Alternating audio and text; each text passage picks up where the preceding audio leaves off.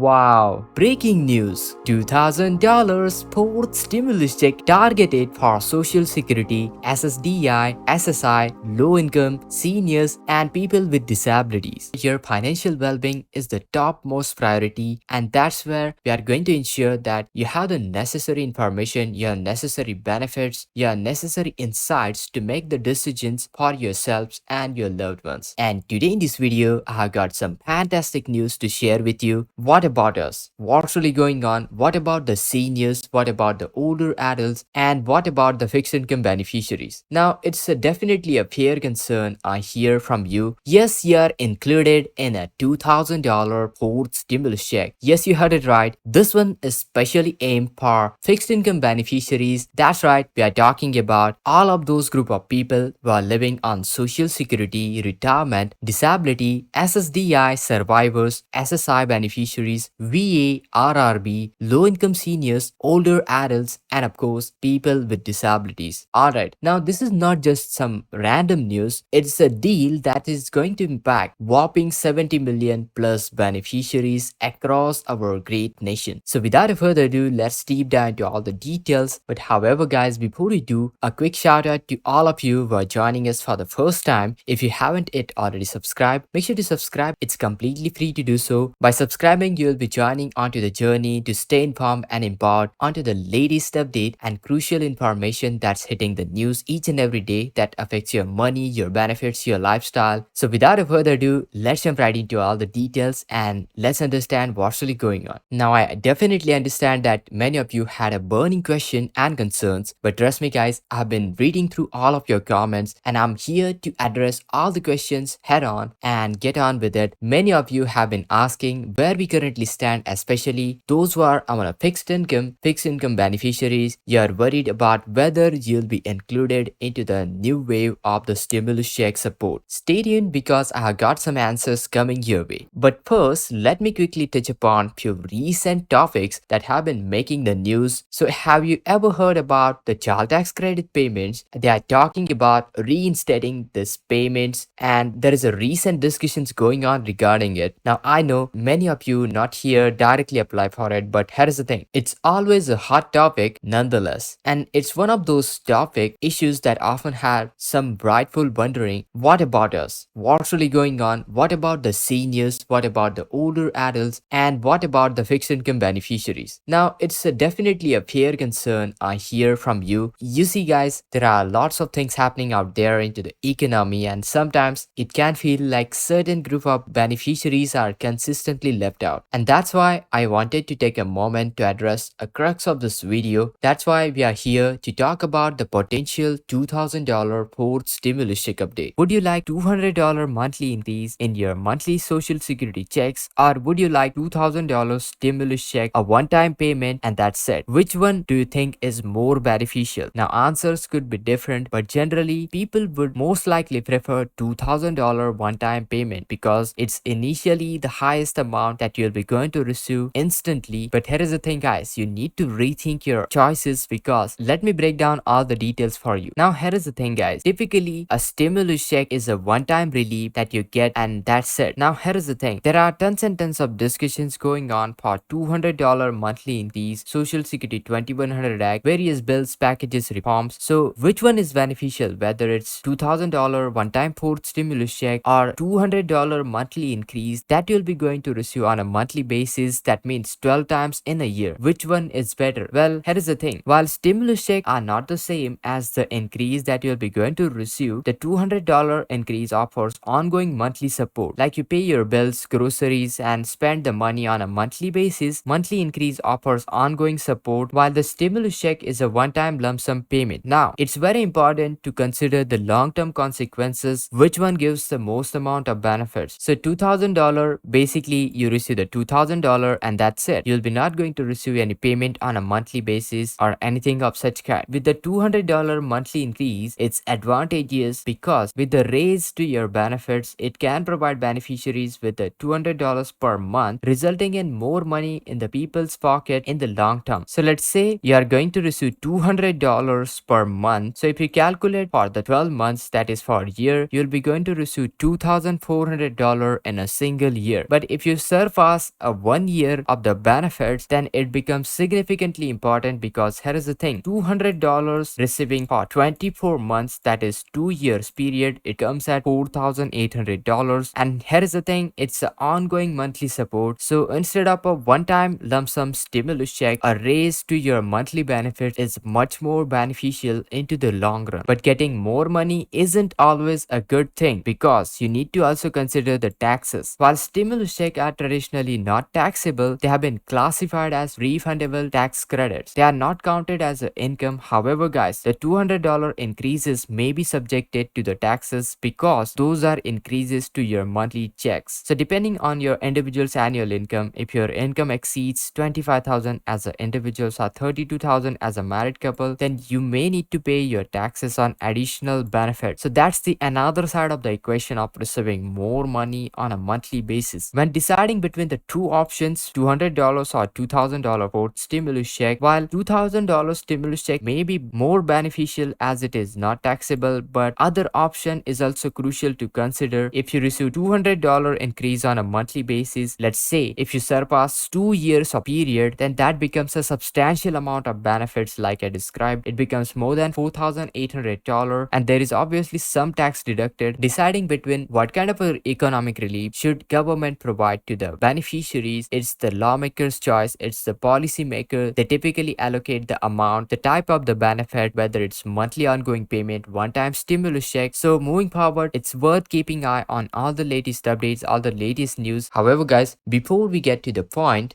before you get too excited, let me clarify that as of right now, no fourth stimulus check have been approved. No specific dollar amount has been approved. However, there is an economic climate which is showing some signs that there is a strain into the economy that usually sets a stage for additional financial support. Now, I know many of you have been asking whether you'll be included this time when the fourth stimulus check will be announced, and I have seen those concerns showing up brewing into the comment sections for years now. And believe me, guys, I get it, but here is the thing, the fear of being left out can be a very realistic one, especially when we have seen these things happening before. But here is the thing, guys, when it comes down to the stimulus check and various benefit programs, there is a very important point you need to understand. Typically, there is an income-based criteria. It's all about whether your income falls below a specific threshold or not. And if you check out the previous rounds of stimulus check of $1,200,